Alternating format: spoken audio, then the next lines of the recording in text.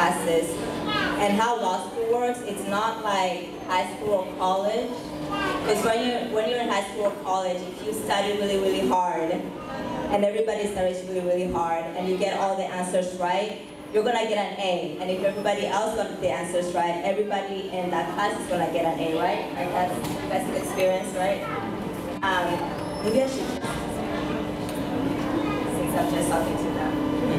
Okay. Okay.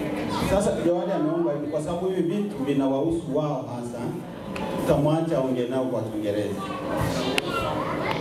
Okay, so like all of you guys, obviously you guys just finished high school. So in high school, like I said, like if you go in, if you study really, really hard, everybody studies really, really hard, you're all gonna get an A. Or if everybody was like really, really horrible and all of you guys decided to party all night, you didn't study for your test, everybody's gonna flunk, right? Yeah. Well, in law school, that's not how it works. Have you guys heard of the curve? Did any of you guys take any classes that have to do with the curve? No? Did you? Okay. So what's the curve? Since you nodded your head. I think it's when they take your score and I give you a score that you didn't deserve. They curve it basically. They give you a score that you didn't deserve. That's what I know. I got a curve. That's what I know. Okay, yeah, so he more or less got it right. Like a curve is where they're like, only this certain amount of people can get an A, this certain amount of people can get an A minus, this certain amount of people can get a B, this certain amount of people can get a B minus, this certain amount of people can get a C. So even if everybody studied really, really hard, you come to the test, and they're not usually like, they're usually like essays, so you have to write something. And even if everybody got everything right, the teacher's gonna look at that, and they're gonna be like, okay, I can only give out 3 A's in this class. So this person didn't write this thing right, or this person didn't structure the sentences correctly. So only a certain amount of people can get A's, like even if all of you guys did really, really hard.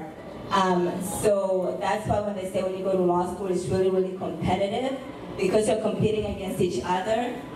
And even if you work really, really hard, you might end up with a grade that you didn't like. So that's how it works out the first year. And the thing about the first year that they tell you that is really, really important is because they take the grades that you get and you start applying for jobs your first year of law school.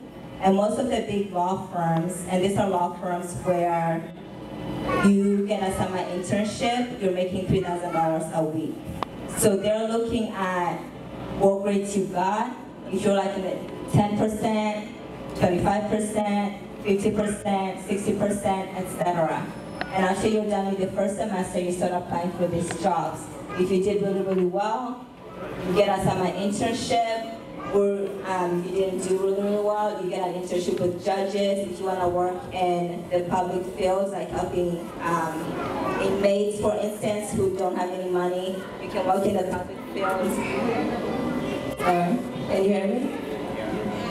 So that's how your first year goes. So you're competing against your teammates, you're competing against the people that are around you, and you're getting books. Like you have like about 5 classes, and each of those classes has books. Like you guys have books, right, in school.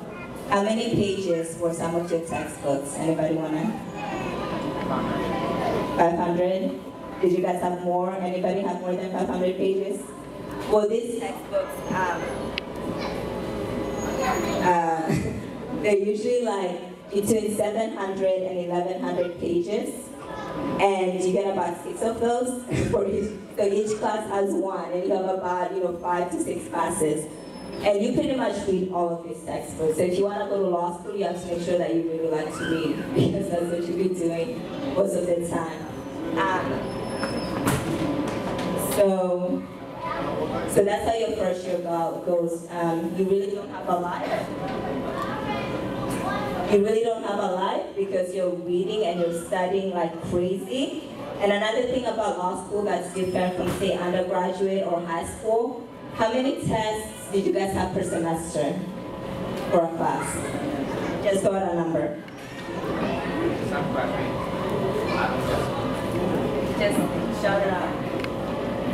Well, in some classes we had about a test every single week. Every single week? Oh wow. Anybody else had a test like every single week? You guys had midterms, right? You had midterms and finals, right? Well, in law school, at least the law school that I went to, and most law schools, you only have one test, and that's it. And that one test determines your grade for the whole semester. So pretty much all you're doing the first semester, it's a good thing in a way, but it's a bad thing, because you can't be like, I did really bad on this test, so I'm gonna make it up on the next one. Because you take one test at the end of the semester, and that's your grade, that's it. And so that's pretty much your first year. Everybody's taking the same classes, and then you'll apply for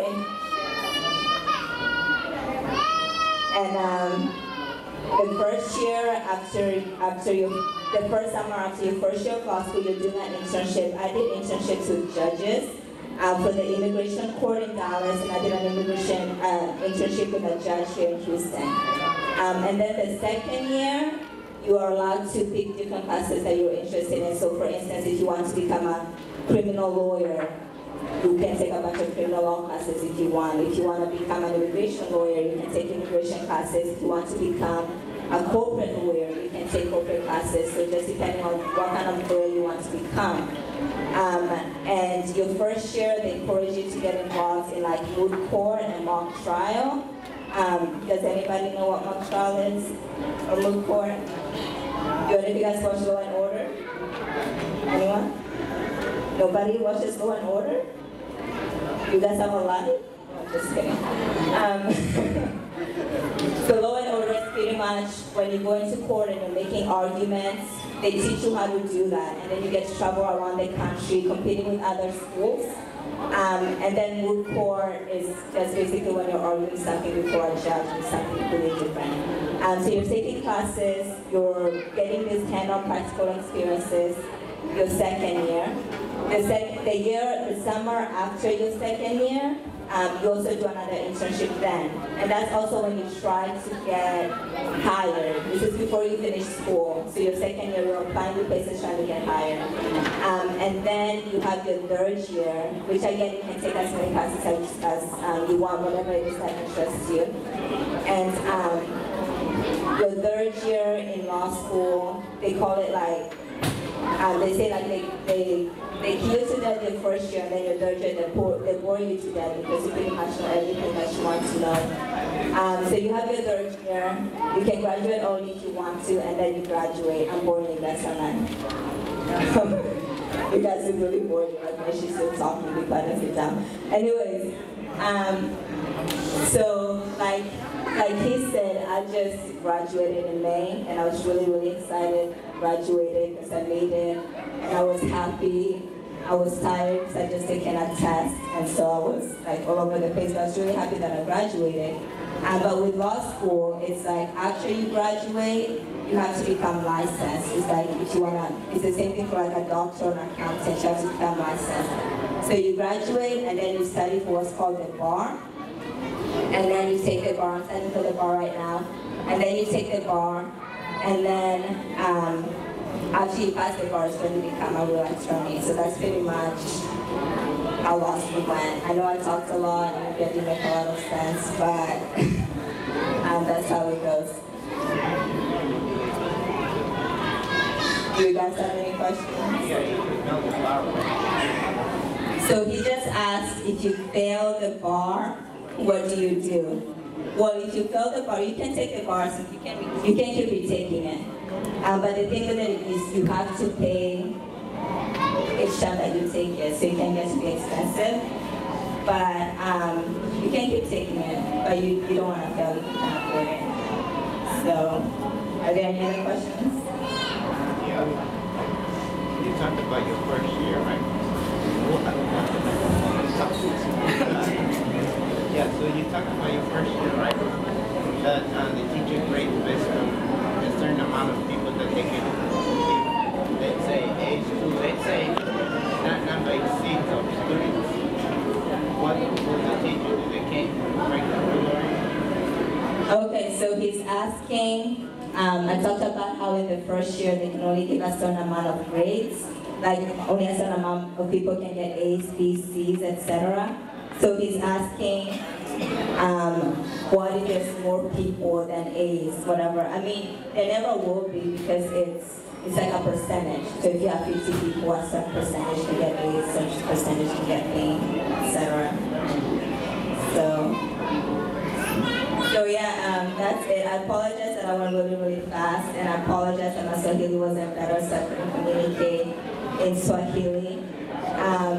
But like I said, if you guys have any questions that you want to know any more about the process of becoming an attorney, I'll be here and you can let me know. So then. Thank you so much.